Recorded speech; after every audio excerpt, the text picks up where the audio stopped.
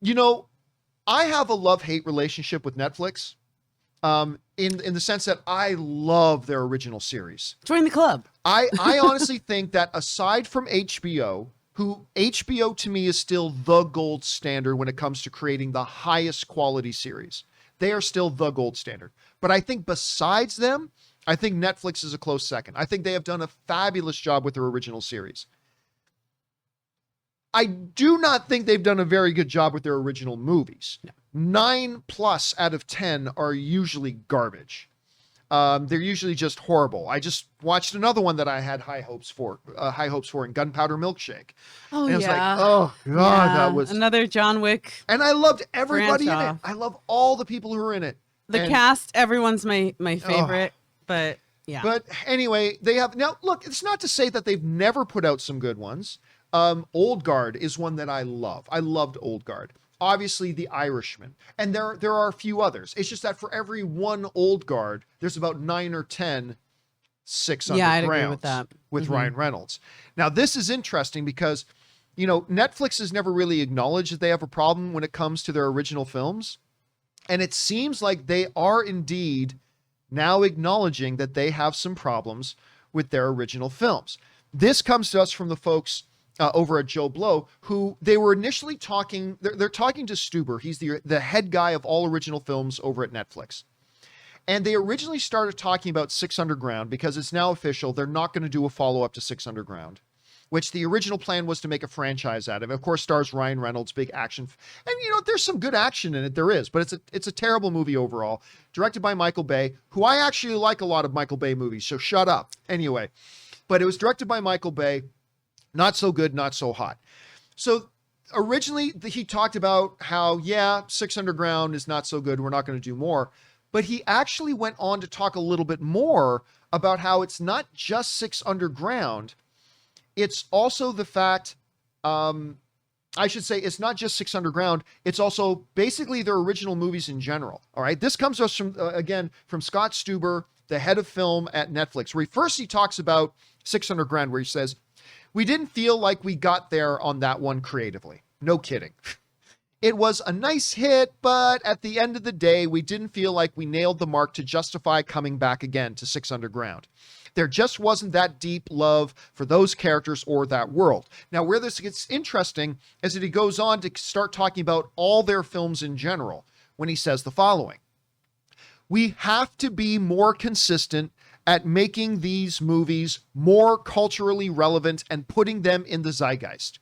We know the audience is there for these movies, but I want people to feel that impact in their conversations with friends and colleagues where they're saying, 'Hey, did you hear about this movie Old Guard?' We've done it, but we haven't done it consistently." And that again comes to us from the head of film at Netflix, Scott Stuber. We've done it. We've had a few good ones, but we haven't done it consistently. That's putting it mildly. But I will tell you what, whereas I see some people online right now saying, they're admitting failure. I'll tell you this. I, as a subscriber of Netflix, I am encouraged hearing Scott Stuber saying this. Because what do they say in life? You can't fix a problem until you acknowledge that you have one. Improvement begins with acknowledgement. Yes. And until you acknowledge there's a problem and you just pretend like there's no problem, you're never going to improve and you're never going to fix it.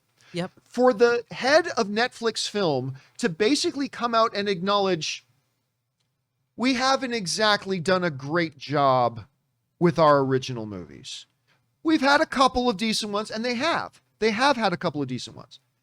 But for him to come out and say, yeah, we got to do better. We've got to do better, because all he has to do is look across the hallway at the Netflix offices and see the original scripted originals division at Netflix and seeing how they kill it on I mean, it's very rarely that they put out an original series that I think is a dud. They do put out a few. I just but the majority Love, of Death them are and great. Robots, Mindhunter, like they've got some On and on. We could sit here for an hour and list them all. wonderful series. But I mean, there's nothing worse than the girl at the party or the guy at the party that walks around thinking they're all fly and they got a big piece of spinach in their tooth. So, and they're looking at people like, nothing wrong with me. You're so lucky to look at me. The best thing for fans is when we see something and we feel unheard when we're like, do you not see what I'm seeing? Your movies aren't that great. The best thing is when the higher ups are recognizing what we recognize and they do something about it. Yeah. Recognizing the problem is the first step. And I don't think, haha, yeah, you're defeated. I think, nice. You see what we see. Let's move forward. I believe in you when it comes to series. Let's do it with the films. I am really encouraged that they're realizing this, and I hope their marketing department takes note too, because there's nothing I hate more than scrolling in Netflix and realizing there was a great film that no one ever told me about, or there was a great series. So I say that's great. I say it's great. Yeah, and again, it makes me as a subscriber feel good. And by the way, she stays rent-free, sends in a super chat badge in the live chat. Thank you for that. It makes me feel more confident to not only that he's admitting to us, the audience, that, hey, we haven't been very good at making these things, but it makes me feel confident knowing that he knows it and that he's identified it, because it tells me he's committed to getting better and to making better films. And listen, we as film fans can often make the egregious mistake of just assuming making good movies is easy. It's not. It's monumentally hard.